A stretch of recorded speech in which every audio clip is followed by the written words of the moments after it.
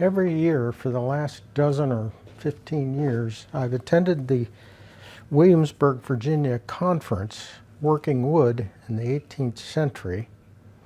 But this year, we couldn't attend physically, so it was a remote conference, and that made it difficult for me to figure out a new project. Every year I would come home from that conference with an idea for a new project. Well, instead I saw a video that was made in Colonial Williamsburg about 9 years ago, and it was in the Cooper's workshop, and there was this container on the floor in that video, and I captured a picture off the video and then built a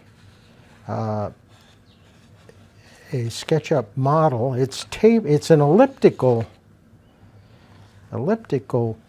container, so it tapers from the bottom to the top, and it also, the top is an ellipse, or the whole structure is an ellipse. So that created a little bit of challenge in getting all the model put together. But I've started now in the construction phase, and let me just zoom in on where I am with that. I'm working in redwood here, and I've got a half of the container assembled here on the workbench, taped together. There are a total of 20 slats. So 5 unique slat components times 4. And I've done half of them, and now I'm working on the remaining.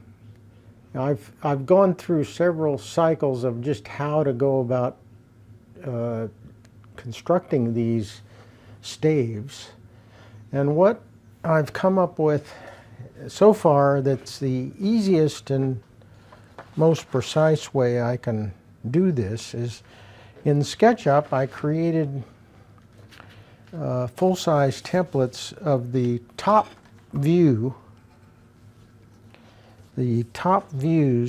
of the slats, and then I cut out these little templates, and here's a batch of them. There's the right templates, which are these 5 templates, and then there's the left template. I could have just made one template and then flipped it over and used it as the other, but I wanted to be able to see this vision in the SketchUp model is X-ray, so I could see through from the top to the bottom, and I wanted that view when I did both the rights and the lefts format. So I've got a right format here, and you can see how that kind of works together. And then I've done one left, which is this version here. So I'm getting ready to start another quarter of the container, and I'm going to do another right-hand version. And I want to show you a little bit how I go about then marking. The slats are cut out just rectangular.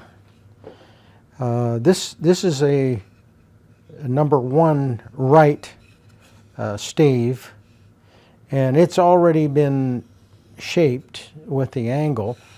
I'll just show you how these little templates give me the marking that I want. So the top template is this one, and it marked up the angle on the rough piece and then at the top, and then there's a bottom 1R that is this template here, and that's how I marked up the piece. And then I could draw, see this is tapered, thinning out at the top, so I could draw a line between those markings here and here, and then use a hand plane to knock out that angle. Now I've got, let me see if this is in the picture here. Yeah, down here in this piece here. This is roughly the angle. It's not exact, but it helps me just get started. So I'll put the stave in here and just kind of get a feel for that angle, and come right over here and start working that edge down. And then there's a marking, you can see, maybe you can't see, but I can see some lead, pencil lead, along this edge. So when I get down to that, I've got the marking here on the end and also up at the top. So that's how I know when I reach the final angle. I've also tried this by placing a long jointer wooden plane in the vise and then holding the stave, the rough stave, and getting a position for an angle and working the wood over the top of the plane. That works, but actually I found it easier to just use this positioning for starters and then work down to the lines. And so far that's worked out. So there's 5 components, 5 unique stave types, and then there are 4 duplicates of each of those 5. So there are 20 staves to work out. Then eventually I'll get into the steel ring that holds these things together. I have not done that before. I've not done any of this before.